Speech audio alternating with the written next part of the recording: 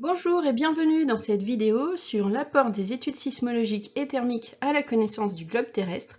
Dans un premier temps, nous allons voir les séismes et les enveloppes du globe. Le père fondateur considéré de la sismologie est cet homme, Mohorovič. Il vit au début du XXe siècle et à cette époque, l'étude des séismes est en plein essor. Les scientifiques d'Europe, notamment, installent des appareils d'enregistrement des mouvements des sols produits par les séismes un peu partout. En octobre 1909, un séisme touche la région de Zagreb, en Croatie, où travaille ce fameux monsieur, qui est en fait météorologue. Ayant lui-même 2 sismographes et intéressé par l'étude de ce séisme, dans la région dans laquelle il vit, Mohorovič décide de récupérer et de comparer les enregistrements des séismes de nombreuses villes d'Europe. Et en construisant un graphique, il essaye de faire le lien entre la vitesse de propagation des ondes et la distance au foyer. Et il se rend compte que les ondes responsables du séisme se propagent à une vitesse bien supérieure à celle attendue lorsque l'on s'éloigne du foyer. Il en déduit que c'est la conséquence de l'existence d'un changement de composition de la planète en profondeur. Il propose alors que la Terre est constituée d'une croûte de 54 km de profondeur, puis d'un manteau de composition différente. Ce résultat est à préciser pour le reste de la planète, mais Mohorovič a jeté les bases de l'étude de la structure interne de la Terre grâce à la sismologie. Nous allons donc répondre à 2 questions principales. Tout d'abord, comment l'étude des vitesses des ondes sismiques permet-elle de déterminer la structure interne de la planète? Puis, en quoi l'étude des paramètres qui influencent la vitesse de propagation des ondes sismiques permet-elle de comprendre la dynamique interne de la planète? Dans un premier temps, nous caractériserons les ondes sismiques produites lors d'un séisme. Dans un second temps, nous verrons comment le modèle actuel de structure interne du globe s'est construit grâce à l'étude de ces fameuses ondes sismiques. Enfin, nous expliquerons en quoi les variations de température à l'intérieur du globe complètent le modèle de structure du globe et donnent les premiers indices d'une dynamique à l'intérieur de ce globe terrestre. Allez, c'est parti! Les séismes sont des secousses ou séries de secousses du sol. Ces secousses induisent des mouvements de terrain produisant les dégâts observés par exemple ici. Ces mouvements de terrain sont le résultat d'une libération brutale d'énergie. En effet, les roches peuvent être soumises à des contraintes, c'est-à-dire des forces qui s'exercent à leur surface.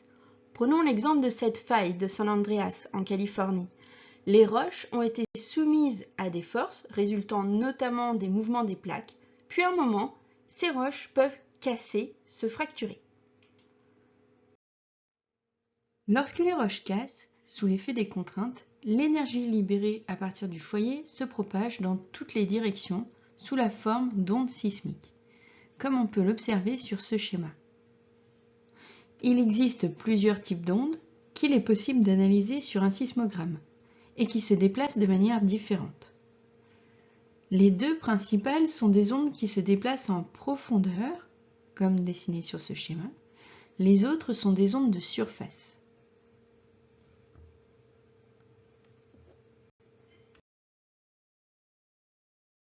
Les premières ondes à être enregistrées sur un sismogramme sont les ondes P, ou ondes premières.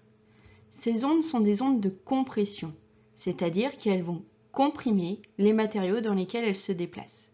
Ce sont les plus rapides. Le deuxième type d'ondes qui arrive juste après sont les ondes S ou ondes secondes. Ces ondes se déplacent en cisaillant le matériel dans lequel elles se propagent. Ces dernières ondes, les ondes S, ne se propagent pas dans les liquides. Enfin, on retrouve sur ce sismogramme, après les ondes S, des ondes de surface.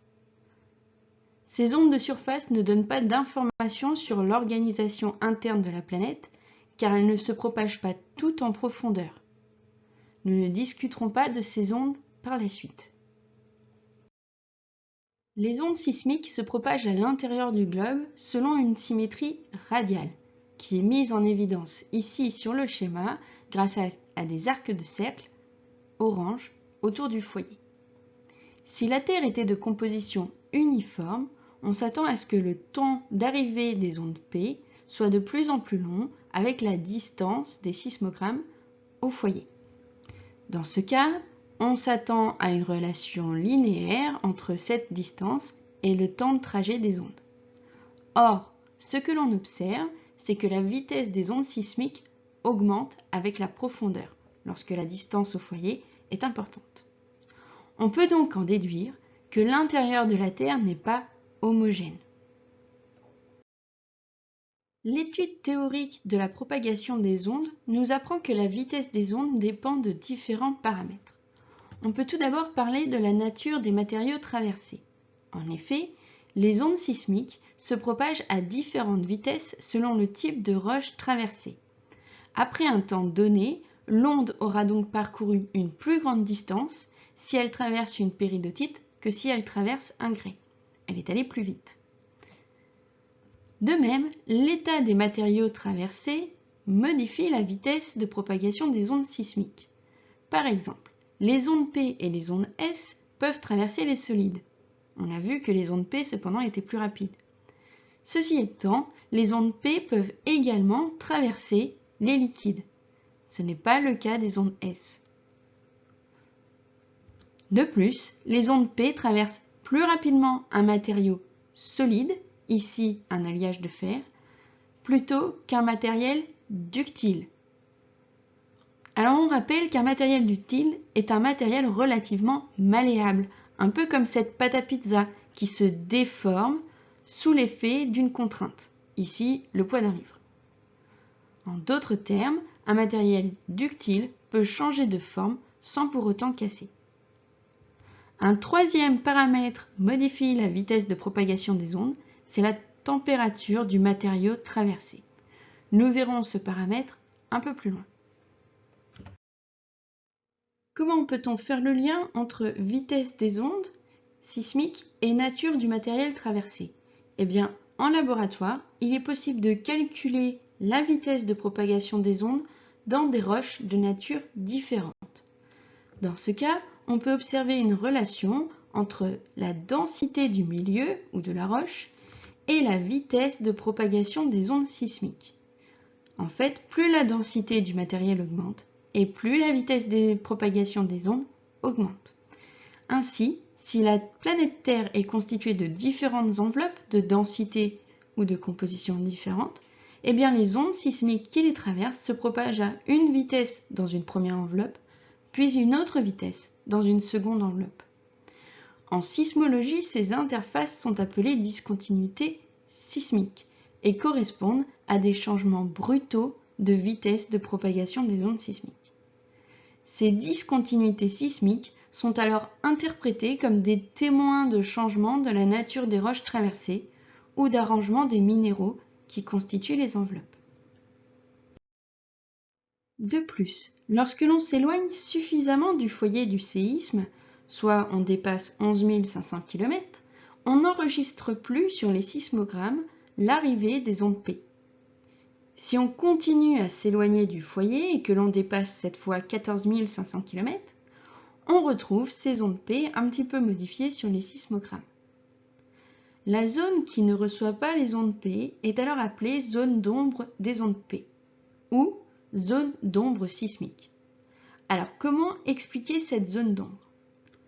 Nous avons vu que les discontinuités étaient le résultat de changements de densité des enveloppes de la Terre. Or, les lois de Snell-Descartes, que vous avez vues en seconde en optique, proposent que les ondes lumineuses arrivées à une discontinuité peuvent être réfractées et réfléchies. Et le rayon réfracté va se déplacer selon un angle différent par rapport à l'interface. Eh bien, si on applique ces lois de Snell-Descartes aux ondes sismiques, les ondes sismiques peuvent également être réfractées au niveau des discontinuités. Ainsi, les ondes P ne peuvent pas atteindre directement certaines zones du globe.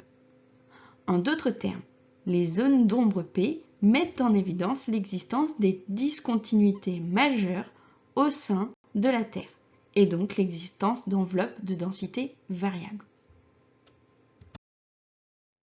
Le modèle PREM est un modèle du globe terrestre basé sur la compréhension des changements de vitesse de propagation des ondes sismiques, donc sur les résultats des études théoriques et l'analyse de réels séismes.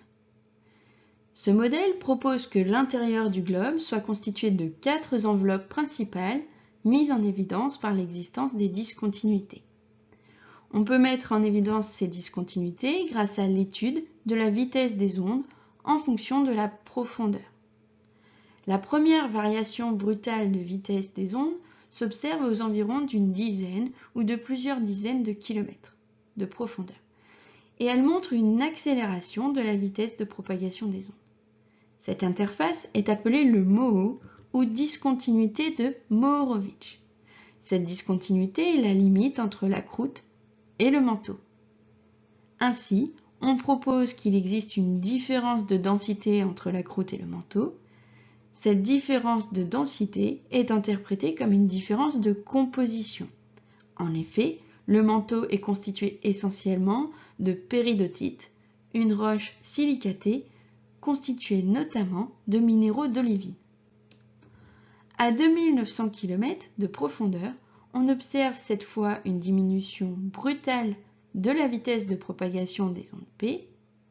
C'est la discontinuité de Gutenberg qui sépare le manteau du noyau. Cette discontinuité est aussi le résultat d'un changement de composition. Le noyau est plutôt constitué de fer. Cependant, on observe que les ondes S ont disparu du graphique. La vitesse des ondes S tombe à 0. Eh bien, cette diminution, cette disparition, met en fait en évidence la zone d'onde des ondes S. En effet, nous avons vu que les ondes S ne pouvaient pas traverser les liquides. Ainsi, les ondes S ne peuvent pas se propager au-delà d'une certaine distance au foyer. Le dernier saut de vitesse de propagation des ondes se trouve à 5100 km de profondeur. On observe alors une augmentation brutale de la vitesse de propagation des ondes et c'est également le retour des ondes S. Cette interface est la discontinuité de Lehmann qui sépare le noyau externe liquide du noyau interne, également appelé crène, qui lui est solide. Cette vidéo prend fin maintenant. Je vous propose de noter vos questions pour se préparer au quiz et je vous dis à bientôt pour la suite de ce chapitre.